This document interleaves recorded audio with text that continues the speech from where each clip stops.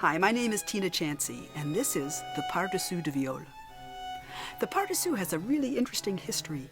It was invented for women to play, aristocratic women, but it turned out that everybody wanted to play it. In 18th century France, women did not play the violin. It was a dance band instrument. It was played by professionals. It was kind of the saxophone of the Baroque. But Arcangelo Corelli changed all that.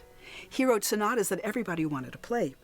What happened was an instrument was invented that allowed women to play this music. It was a hybrid. It was a combination violin and an instrument called the viola da gamba. The viola da gamba was something like a bowed guitar. It had 6 strings, it had frets, and you put it on your lap. You held it with your leg, your gamba. So the Pardessus de viol is a combination of the violin, bottom 2 strings, 3 strings. And the top strings are tuned in fourths, like a viol. Well, this instrument was very useful. Women could play all sorts of music, music written for violin, music written for oboe, for flute. But it was such an interesting sounding instrument that women started playing music that was written just for the Pardessus.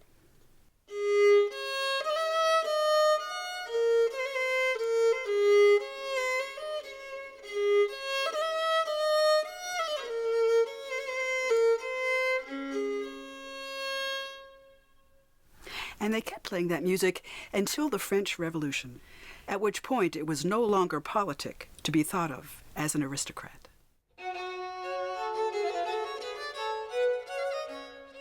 I started playing the Pardessus in 1980.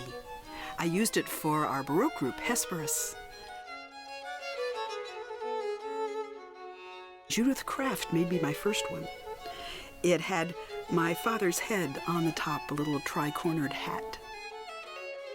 I liked the Pardessus so much that I ended up doing my dissertation on it. I did a recording for that dissertation with Katharina Mainz.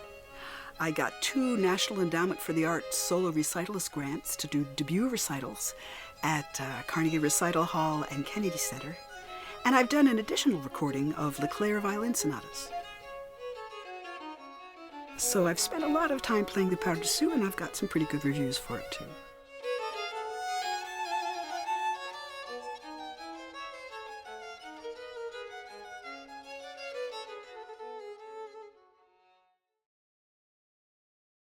This project is a recording of 6 trios for treble instruments by Joseph Baudin de Boismortier. He was a very popular composer at the time. He wrote at the beginning of the 18th century. He was so facile that people would say, you turn around and here's another oeuvre by Boismortier. And all he said was, I make a living, which is a very practical attitude. This music was originally written for flutes, but remember I said that the Pardessus is a borrower, and it sounds beautiful on the 3 Pardessus. I'll be recording this project with Annalisa Pappano and Joanna Blendulf, 2 excellent Pardessus players.